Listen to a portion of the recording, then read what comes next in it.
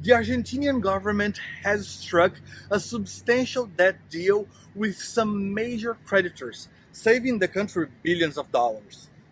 But don't get me wrong, Argentina to this day owes a fortune, more specifically, $323 billion. That is 323 followed by 9 zeros. And it probably won't be able to ever pay back. On the top of that, it also owns several billion to the International Monetary Fund, the IMF, and to bondholders of various shapes and sizes around the world. A default happens when a country does not make the planned payments to its debtors. Since the start of 2020, Argentina was going toward its ninth default, the third of the past 20 years. The government stopped paying all their debtors in May of 2020. And of course, this has consequences. The government has been negotiating with a group of large United States investment firms. In an attempt to mitigate the latest crisis, this negotiation was led by a company called BlackRock. And now it seems results are showing up. At least according to the Argentinian government, a deal has finally been done. The American investment corporation BlackRock is the world's largest asset manager company. On behalf of three different creditor groups, to which Argentina owns more than half of its overseas debt, BlackRock has been negotiating with the Argentinian government. The negotiations have been over restructuring of around $65 billion in debt, which the Argentinian state owns to these and other bondholders.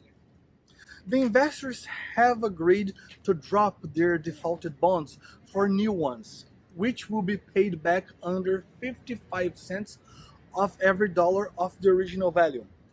Yes, you understood correctly. This means lenders to the country will lose 45% of their original investments. The government had set a deadline of Tuesday, August 4th, for the deal to be done. According to the news agency Bloomberg, the breakthrough came during a phone call between the Argentinian economy minister, Martin Guzman, and BlackRock managing director, Jennifer O'Neill. The deal is very important for the Argentinian government because the country won't be locked out of international credit markets, and also because it avoids the huge reputational damage that would come with a total default. When Argentina refused to pay more than $80 billion in debt back in 2001, it took years of litigation and the bondholders won in court. This debt led to another default in 2014 and another settlement in 2016. So, if this deal is really going to happen on these terms, this means bondholders have made significant concessions to Argentina, saving the state not just money, but also a fraction of its bad reputation at the table of international credit borrowing. As we just mentioned, Argentina has a bad payment history, but now the country's got a break in large part because of the COVID-19 pandemic. Argentina has been in a particularly bad recession since 2018, and the pandemic has only worsened an already dramatic situation. However, even if it really closes this deal, it is certainly not the end of Argentina's economic problems.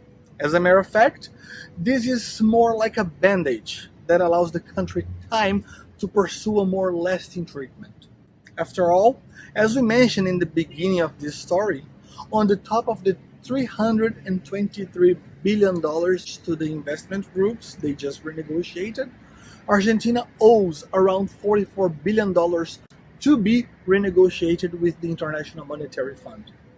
I'm João Freitas from Miami for Digpu News Network. And don't forget to follow our channel as well as liking this video for more exclusive news.